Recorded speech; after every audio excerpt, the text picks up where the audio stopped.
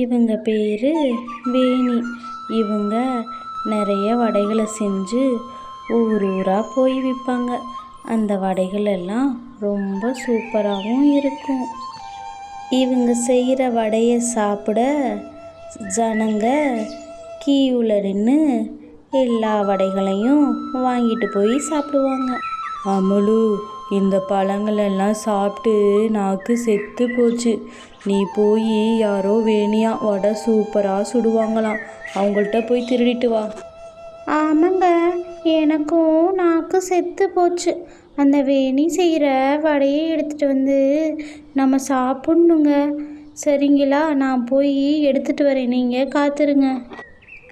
அப்படி சொன்ன அந்த அமுலுக்காகவும் ஒரு ஊராக போய் வேணி எங்கே வடைக்கடை போட்டிருக்காங்கன்னு சொல்லிட்டு தேடி தேடி பார்த்தாங்க. ஆஹா, இந்த வடை ரொம்ப சூப்பராக இருக்கே, வாசமே நல்லா இருக்கே. எப்படியாச்சும் இந்த வடையை நம்ம திருடிட்டு போயிடணும். யாராச்சும் வருவாங்க, பார்க்கலாம். வாங்க வாங்க, உங்களுக்கு வடை வேணுமா? இப்போ தான் வடை சூடாக சுட்டு எடுத்து வச்சுருக்கேன். என்னோட வடை ரொம்ப சூப்பராகவும் இருக்கும். உங்களுக்கு எத்தனை வடை வேணும்? எனக்கு 10 வடை கொடுமா.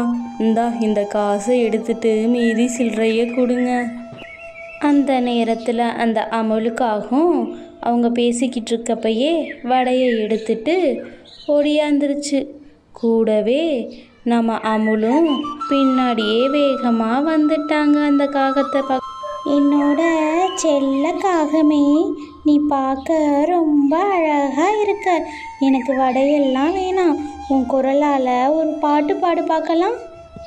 காகம் பாட ஆரம்பிக்கவும் வடை வாயில் இருந்து கீழே விழுந்துருச்சு. தாத்தாந்திரமான செயலால் வேணி ஜெயிச்சிட்டாங்க, காகத்தை விரட்டிட்டாங்க.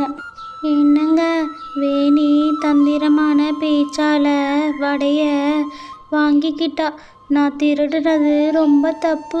இனிமேலும் திருடக்கூடாது.